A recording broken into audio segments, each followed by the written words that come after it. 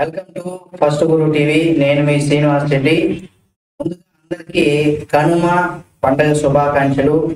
అసలు కనుమ రోజు ఎందుకు ప్రయాణం చేయకూడదు? ఇవి మన ఆచారాలుగా ఎప్పటిలో కనుమ రోజున కూడా ప్రయాణం చేయకూడదని చెప్పారు.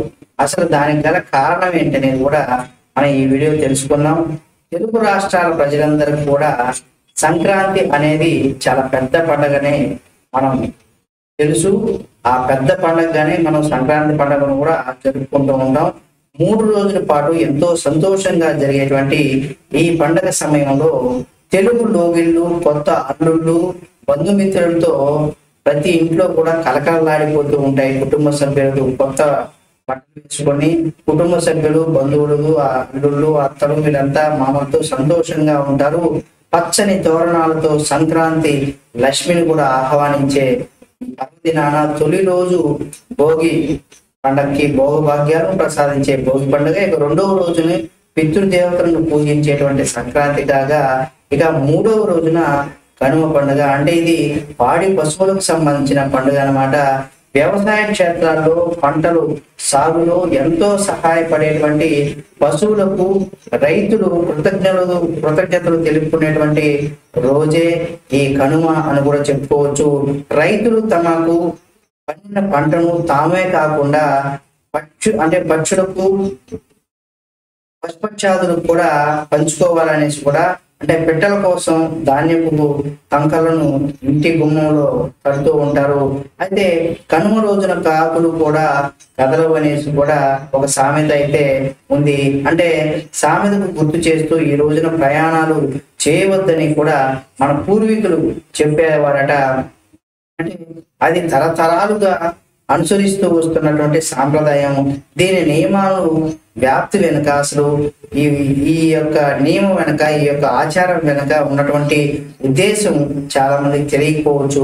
ఆ ఉద్దేశాన్ని కనుక మనం చూసినట్లయితే, పల్లెల్లో పశువులకు గొప్ప, అంటే పల్లెల్లో 100% మనం పశువుల్ని ఒక దేవుళ్ళుగా, అంటే మనం పశువుల్ని ఎప్పుడు కూడా దేవుళ్ళుగానే కొలుస్తూ ఉంటాము. ఎందుకంటే అంత గొప్పది కాబట్టి గోమాతగా కూడా మనం పెంచుకుంటూ ఉంటాం.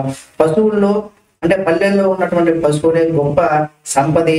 పల్లెకి బాగా అదొక గుర్తింపు అనమాట. పల్లెలు అంటేనే పశువులు, పచ్చని పంట పొలాలతోనే ఉంటుంది కాబట్టి, అందుకే పల్లె వాతావరణంతో ఉంటుంది కాబట్టి దాని పల్లెటూర్లు అని కూడా అంటూ ఉంటారు.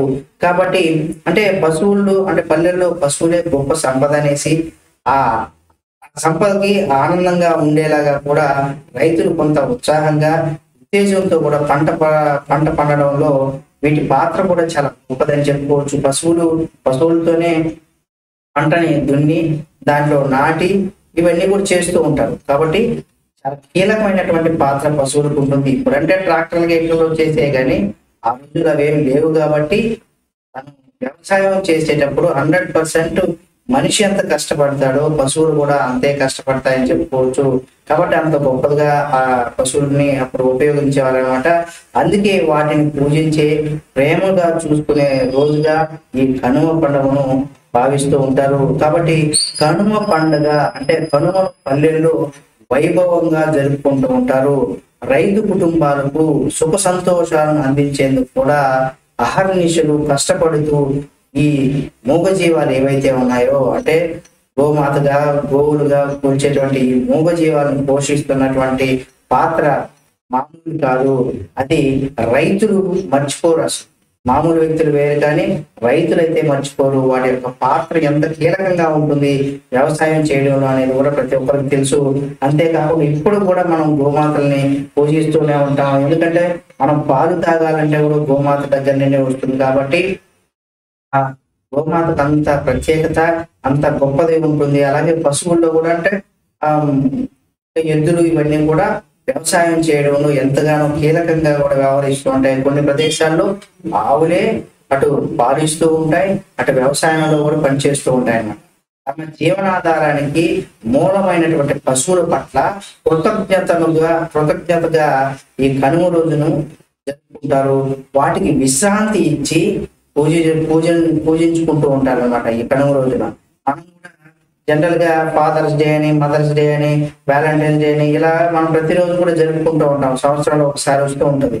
కానీ ఆ విధంగా పశువుల కోసం ఒక రోజు అంటూ ఉండాలి. సంవత్సరం పొడవునా పనిచేసి ఏదో ఒక రోజు ఏదో ఒక రకమైనటువంటి పని చేస్తూ ఉంటాయి కాబట్టి ఆ పని కాకుండా ఈ సంవత్సరంలో ఈ కనుమ రోజున పశువులకు కూడా విశ్రాంతి ఇవ్వాలి అనే ఒక ఉద్దేశంతోనే పెద్దలు ఆ కనుమ పండుగ రోజున వాటిని చాలా అందంగా అలంకరించి వాటికి కూడా రెస్ట్ ఇచ్చి ఆ విధంగా కూడా పండుగ చేసుకుంటూ ఉంటారు. దానికి అంటే పశువులకు ఈ రోజున విశ్రాంతి ఇవ్వడమే ఈ కనుమ యొక్క ప్రధాన ఉద్దేశం. ఈ రోజున నదీ తీరాలు, చెరువుల వద్ద వాటికి తీసుకెళ్లి స్నానాలు చేయించి ఆ తర్వాత నుదుటిన పసుపు కుంకుమలు దిద్దుతూ ఉంటారు. ఆ తర్వాత వాటిని మువ్వలతో పట్టీలతో చక్కగా అలంకరించి హారతి ఇచ్చి పూజించి గొప్ప సంస్కృతి కేవలం మనకు మాత్రమే ఉంటుందని చెప్పుకోవచ్చు. కనుమ రోజునే అవన్నీ కూడా కనబడుతూ ఉంటాయి. ఏడాది మొత్తం రైతులతో పాటుగా సమానంగా కష్టపడేటువంటి ఈ పశువులు కనుమ రోజున ఎలాంటి పనులు కూడా చేయకుండా పూర్తి స్థాయిగా విశ్రాంతి కల్పిస్తూ ఉంటారు. అంటే కనుమ రోజున చాలా పల్లెటూళ్ళలో కూడా ఈ పశువులతో ఆ జల్లికట్టు లాంటివి లేదా పశువులకి ఇటువంటి రకరకాల పోటీలు పెడుతూ ఉంటారు అన్నమాట. కాబట్టి అది కరెక్ట్ కాదనేసి కూడా గుర్తుంచుకోవాలి. కాబట్టి అంటే వాటిని ఒక ఎంటర్టైన్మెంట్, మనకు సినిమాలు ఏ విధంగా ఎంటర్టైన్మెంట్, ఆటలు సినిమాలు ఏ విధంగా మనకు ఎంటర్టైన్మెంట్ ఉంటుందో ఈ కనుమ రోజున కూడా వాటిని అందంగా అలంకరించి వాటికి కూడా ఆటల్లో కూడా వాటిని భాగస్వామ్యం చేస్తూ ఉంటారు.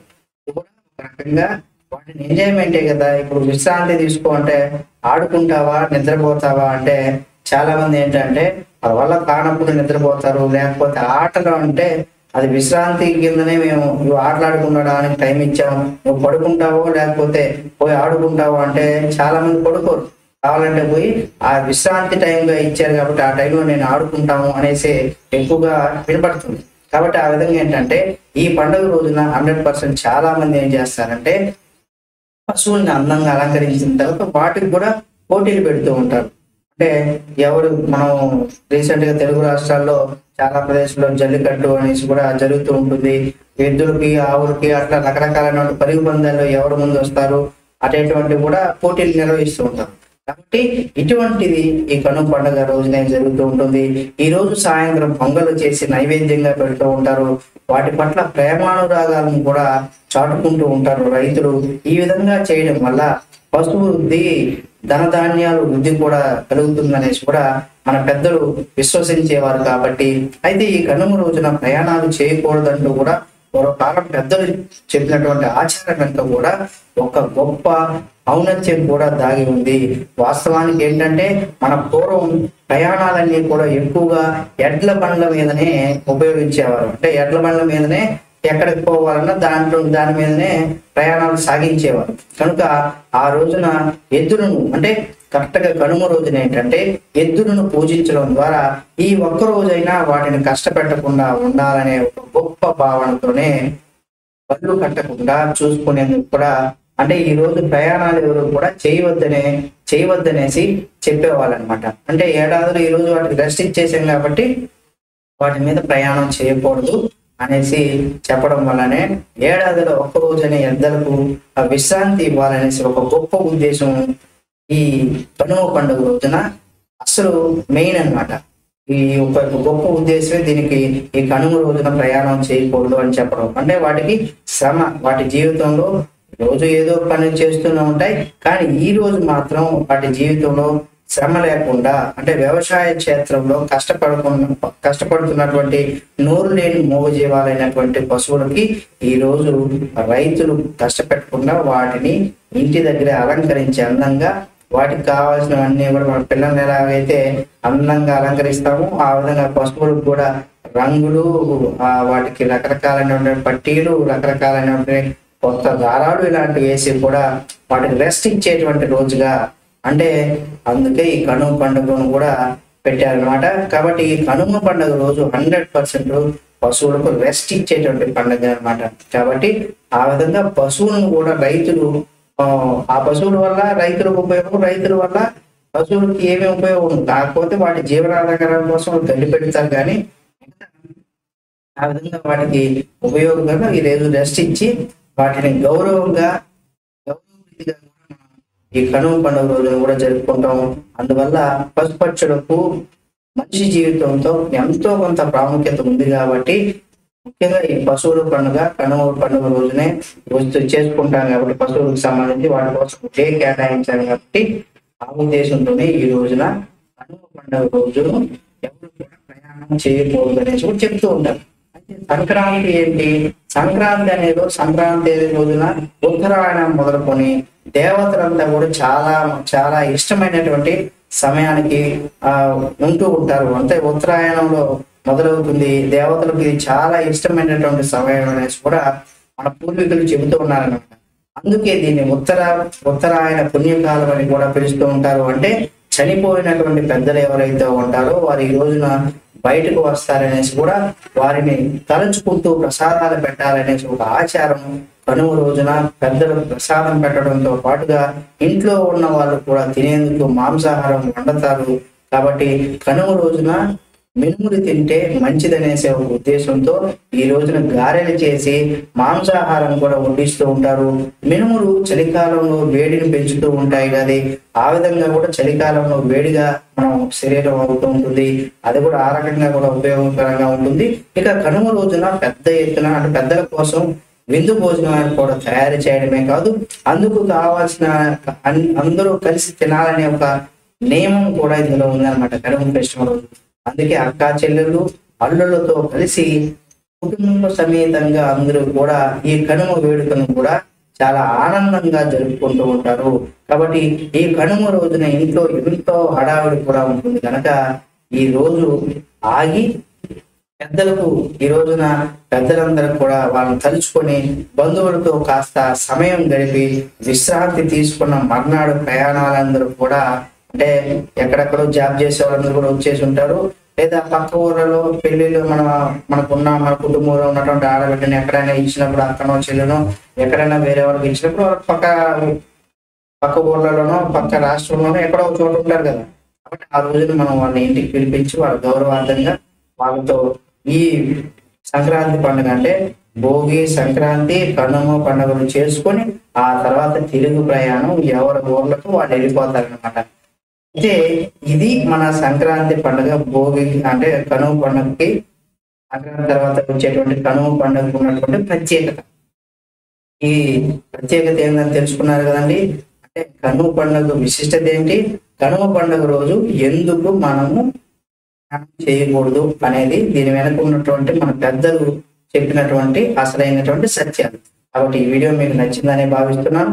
ఈ వీడియో కనుక మీకు నచ్చినట్లయితే లైక్ చేసి, షేర్ చేసి, కామెంట్ చేసి మరిన్ని వీడియోల కోసం మన ఫస్ట్ గురు టీవీ ఛానల్ సబ్స్క్రైబ్ చేసి పక్కనే ఉన్న బెల్ బటన్ మాత్రం మర్చిపోకండి.